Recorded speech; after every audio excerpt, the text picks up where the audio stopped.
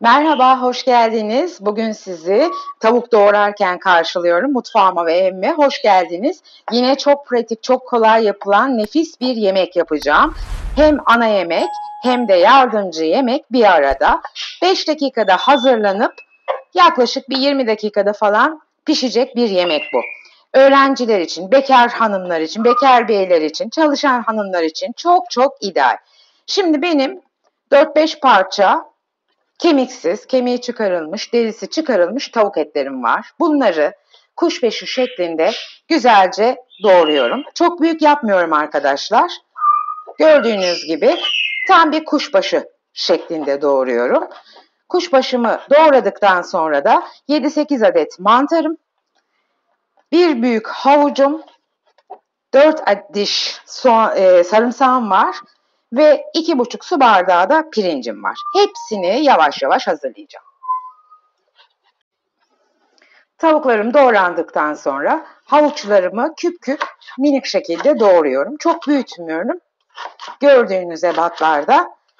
Havuçlarından sonra da aynı şekilde mantarlarımı dileceğim. Havuçlarımı güzelce doğradım arkadaşlar. Sıra geldi mantarlarıma.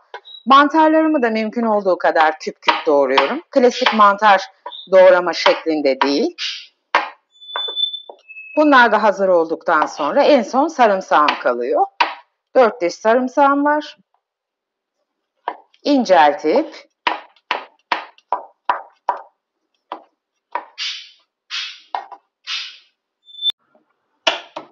sarımsakların üzerine güzelce bastırdım, vurdum.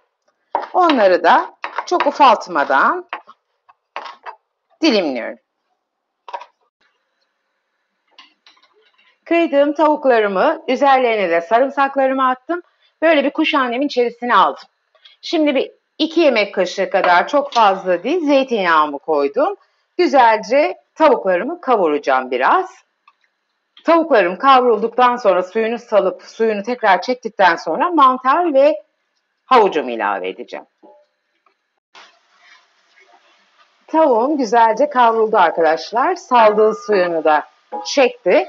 Şimdi ben bu aşamada doğradığımız havuç ve mantarı ilave ediyorum. Birkaç saniye şöyle karıştırıyorum. Şimdi yıkadığım ve güzelce kuruttuğum pirinçlerimi de ilave edeceğim. Yaklaşık 2,5 su bardağı pirincimi ılık suda beklettim. 4 su yıkadım ve ondan sonra da süzdüm. Yarım saat, 1 saat kadar süzüldü. Sulu kalmadı yani pirincim. Şimdi bir 3-5 dakika kadar pirinç ve bütün bu malzemeyi güzelce yine kavurmaya devam edeceğim. Çok çok lezzetli bir yemek olacak. Görüyorsunuz, bu kadar malzemeyle lezzetsiz olmak gibi bir şansı yok. Gerçekten denemenizi tavsiye ediyorum. Hem ana yemek hem yardımcı yemek bir arada. İşte size buyurun. Bir nevi Özbek pilavı gibi, tavuklu Özbek pilavı tarzında. Çok kolay ve çabuk pişiyor. Bütün malzememi yaklaşık bir 5 dakika kavurdum. Şimdi tuzumu ilave ediyorum. Tuz sizin kendi zevkinize göre ama benim malzememe 2,5 çay kaşığı tuz ilave ediyorum. Dolu dolu 1 çay kaşığı zerdeçal koyuyorum. Yarım çay kaşığı karabiber, 1 çay kaşığı da köri.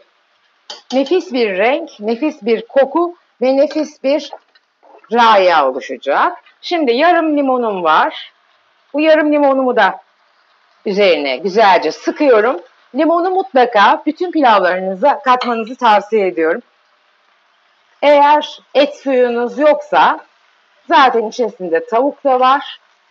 Çok güzel bir bulyon oluyor. Şimdi ben baharatlarımla birlikte güzelce kavuracağım. Kettle'ımda suyum kaynadı. Mutlaka sıcak su koymamız gerekiyor. Çünkü kavurarak yaptık pilavımızı ve suyumu ilave edeceğim. Yemeğimin başında sadece 2 yemek kaşığı zeytinyağı koymuştum biliyorsunuz. Şimdi 1 yemek kaşığı da tereyağını koyuyorum yemeğime. Başka da yağ koymuyoruz. Pirincinizi tanımanız gerekli arkadaşlar. Benim pirincim 1'e bir ölçüde. Bazı pirinçler 1'e 1, bazısı 1'e 1,5, bazısı 1'e 2 bile alabiliyor. Şimdi ben 2,5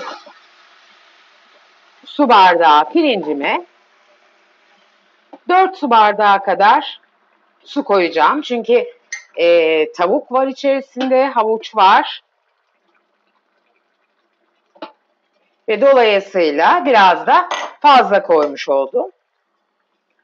Güzelce fokur fokur kaynatıp yemeğimi, tenceremin kapağını kapatacağım. Kısık ateşte bütün suyu çekene kadar pilavım pişecek. Bildiğiniz klasik pilav pişirir gibi. Ama renge bakar mısınız? Burada da olup kokuları duymanız lazımdı. Muhteşem bir yemek. Pişsin, görüşelim. Pilavım 20 dakika gördüğünüz gibi çok güzel suyunu çekti. Nefis oldu arkadaşlar. Şimdi 2 kat bir kağıt havlumu, mutfak havlumu pilavımın üzerine koyuyorum. Kapağımı bir daha kapatıyorum. En az 15 dakika kadar bu şekilde demlendireceğim. Demlendikten sonra da servis edeceğim. Evet, pilavım 15 dakika demlendi. Nefis bir yemek oldu arkadaşlar. Şimdi servis edelim. Tabakta göstereyim. Harika menümüz hazır arkadaşlar. Pilavım nefis oldu, göstermek istiyorum size. Lime lime. Gerçekten çok şık, çok lezzetli ve çok güzel görünümlü. Yanında da şöyle bir ayran yaptım hemen 2 dakikada. Muhteşem bir menü oldu. Tarifimi umarım evinizde denersiniz. Hem yemek, hem ana yemek, hem yardımcı yemek bir arada. Çok güzel bir lezzet. Tarifimi beğendiyseniz videomu beğenmeyi, kanalıma abone olmayı ve abone ol butonunun yanındaki bildirim zilini açmayı lütfen unutmayın. Bir sonraki güzel tarifimizde buluşmak üzere. Hoşça kalın, sevgiyle kalın. Bir sonraki videoda görüşürüz. Bay bay.